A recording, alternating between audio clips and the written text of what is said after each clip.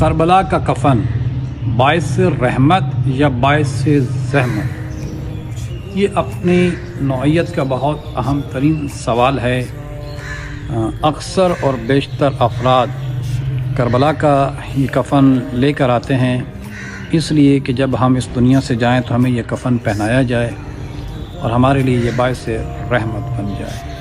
یہی کربلا کا کفن آپ کے لیے باعث زحمت بن جائے گا۔ کب؟